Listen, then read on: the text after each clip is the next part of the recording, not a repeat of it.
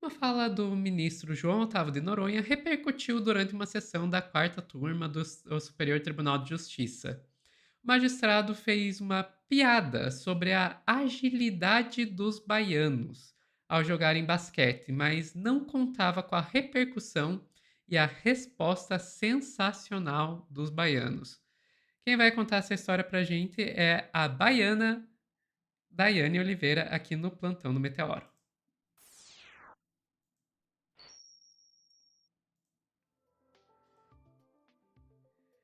Dai, vamos lá. Pessoa que tem local de fala pra contar pra gente essa história. Diz aí. Oi, eu ia suprimir que eu sou baiana, tá? Ninguém ia perceber pelo sotaque, não. Imagina. Né? É, Sofia, a gente teve que ouvir aí mais uma piadoca que a gente vai chamar aqui, né, de xenofobia recreativa. Eu sempre cito isso, né? O professor Adilson Moreira, ele criou o conceito de racismo recreativo, que é um conceito em que existem aí violências, né, nesse quesito do pensamento dele, violências raciais, que são tidas como brincadeiras, é um conceito muito bem embasado, e partindo disso a gente pode aplicar em várias outras circunstâncias, inclusive pensando na xenofobia, né? E a fala do juiz é uma fala do desembargador altamente violenta, preconceituosa, que aponta aí para uma xenofobia contra os baianos, coloca os baianos ali na ideia, na linha de eles são preguiçosos. Vamos aí pensar na agilidade dos baianos jogando basquete. O baiano joga basquete, e isso foi durante uma sessão, ou seja, num momento em que ele não estava conversando dentro de uma sala com os amigos de tênis dele. Ele estava conversando, ele estava, né, tanto foi gravado, ele estava no momento de sessão. Eu vou te pedir, por favor, para trazer a imagem, Sofia, para a gente ouvir o que ele fala. A piadinha, entre aspas, que isso não é piada. Durante uma sessão da quarta turma do Superior Tribunal de Justiça, o ministro e presidente da turma, João Otávio de Noronha, fez uma piada preconceituosa sobre a agilidade dos baianos. Vamos ouvir. O problema no joelho é menisco, que é comum a nós atletas. Vossa Excelência, com esse corpo até deve ser jogador de basquete. Isso. E foi exatamente jogando basquete. Você já sabe, né? Baiano que joga basquete. Dizem que o baiano é tão ágil, quando joga basquete, ele arremessa a bola na cesta, ela só cai no sapato. Os baianos que me perdoam, tem uma simpatia enorme pela Bahia. Não me expulsem de lá, porque eu adoro o acarajé. Continue, menino. Eu sou. Imagina se ele não tivesse simpatia, tá? Se ele não tivesse simpatia, eu não sei o que aconteceria. Você quer falar alguma coisa, Sofia? Não, eu Pode só ia. manter o... Oi? Não, pode falar, fica à vontade. Não, eu só ia dizer que ele mesmo percebeu que a piada não era piada. Ele mesmo, assim, já terminou e já começou a tentar se desculpar, se eximir. Ele mesmo percebeu que foi inadequado. E eu também não consigo deixar de perceber que teve uma outra pessoa que estava ali, aquele ministro Antônio Carlos ali, que a hora que que o cara começou a falar que ele percebeu que ia fazer uma piada em baiano, ele já, putz, sabe, já fez aquela pose de PQP, isso vai dar merda, sabe? É melhor não. Às vezes é isso, né? Detalhe, o Antônio Carlos, ele é de São Paulo, então, assim, acho que o paulista já tomou um negócio chamado noção, coisa que o resto, inclusive o ministro que ele estava falando, que é o Raul Araújo, que foi a pessoa que falou que estava com problema no ministro, etc e tal, é do Nordeste, ele é nordestino, mas ele não é baiano. Então, assim, essa piada foi totalmente, né, mesmo que fosse um contexto de amigos, não é o local. Inclusive, o Raul é de Fortaleza. Mas é isso, né? A gente tem aí um judiciário que é majoritariamente branco, majoritariamente masculino, majoritariamente de classe média alta, majoritariamente dos herdeiros, e um judiciário que mantém as violências, que são violências institucionais, mas também individuais, né? As violências, os preconceitos individuais de cada um.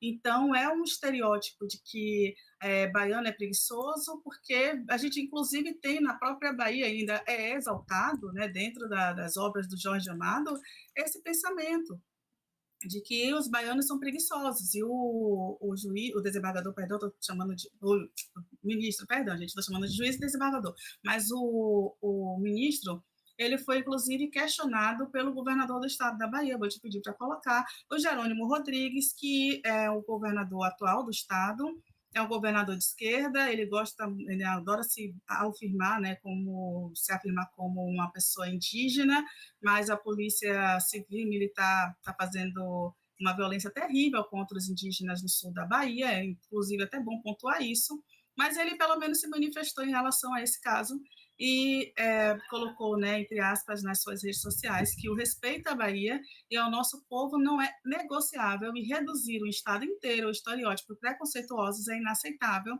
Sempre defenderei a dignidade e a valorização da nossa gente. Não vamos, e aí, né, o segundo tweet é: não vamos inverter a lógica, o problema está em quem considera normal reduzir um povo inteiro a estereótipos preconceituosos. O povo da Bahia merece respeito, eu concordo plenamente, inclusive os indígenas, governador Jerônimo, eu acho importante, né, não só os indígenas, mas a população preta, inclusive, que o genocídio é validado aqui no estado da Bahia. Me permita esse grande parêntese, Sofia. Então, é bom, né? É legal quando a gente reconhece o erro dos outros, mas a gente não reconhece nossos próprios problemas também, as problemáticas, né? Enfim, tirando isso, a gente também tem uma outra pessoa que é uma jornalista aqui da Bahia, Jéssica Senra, que infelizmente não está mais, ela era da afiliada da TV da Globo aqui na Bahia, TV Bahia, mas ela saiu desse espaço da mídia hegemônica. E por que eu falo infelizmente? Porque por mais que eu rejeite ali a mídia hegemônica, é preciso que a gente tenha aliados nessa mídia também, porque infelizmente, né, uma grande parte da população tem acesso, e é bom que a gente ouça pessoas, né, que são coerentes nesse local. E aí eu vou trazer a fala, vou explicar, colocar na tela, a fala muito coerente da Jéssica, que eu acho que ela define muito bem tudo que eu poderia dizer aqui sobre o que esse ministro, e perdão, gente, eu estou errando mesmo o título do senhor, mas beleza, até o final eu acerto que é ministro. Por gentileza, Sofia. Caro ministro João Otávio de Noronha, em primeiro lugar, e sem rodeio nenhum, respeite a Bahia, senhor ministro. Respeite os baianos e as baianas dessa terra. A sua postura não foi nada adequada nem ao espaço onde o senhor se encontrava, o STJ, uma sessão oficial do STJ, nem foi adequada ao cargo que o senhor ocupa.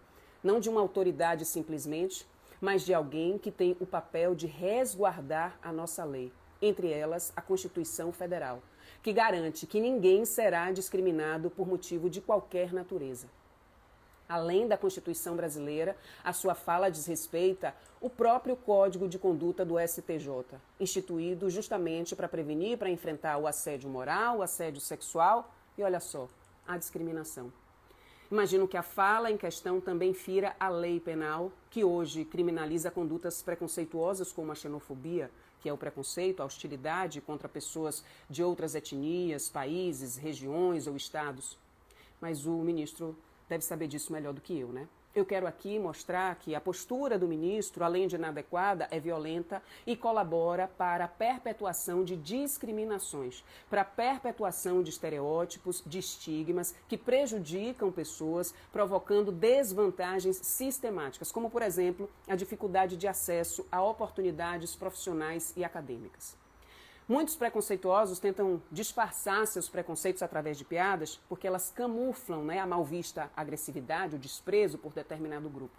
Para que, ao serem flagrados e confrontados, possam dizer: era só uma brincadeirinha, insinuando que o comentário era inocente, inofensivo, que não tinha razão para ninguém se ofender, não é mesmo? Veja que o ministro ainda tenta disfarçar, quase lançando: eu também tenho um amigo baiano, usando um equivalente: eu gosto de acarajé.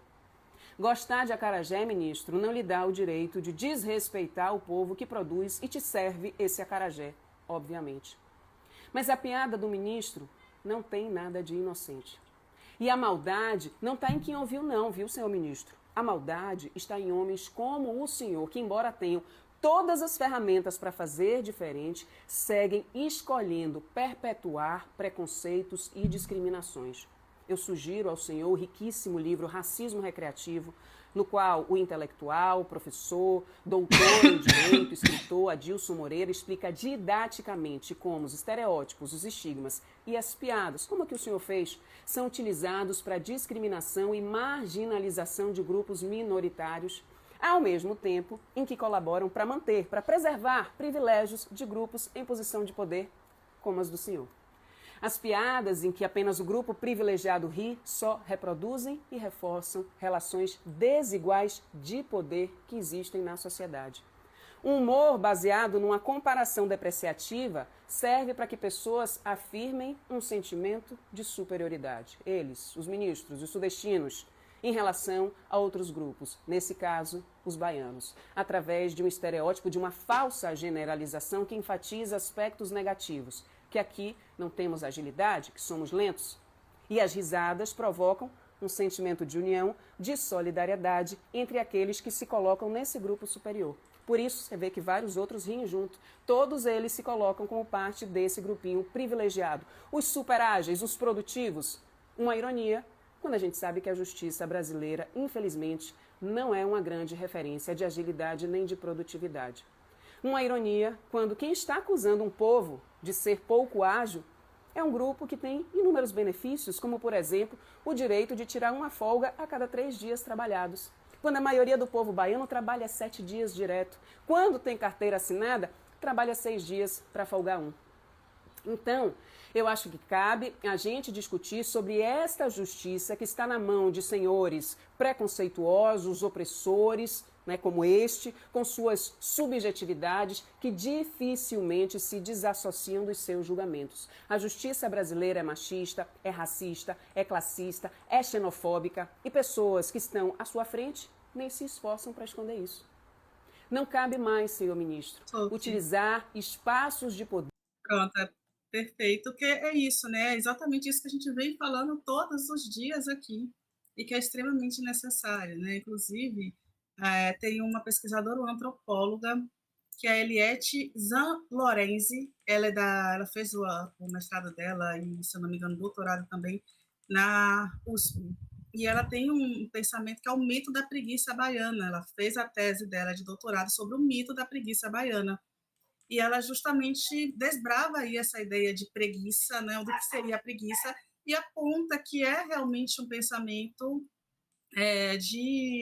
que não condiz com a dinâmica do povo baiano, e até traz aí de onde vem essa origem.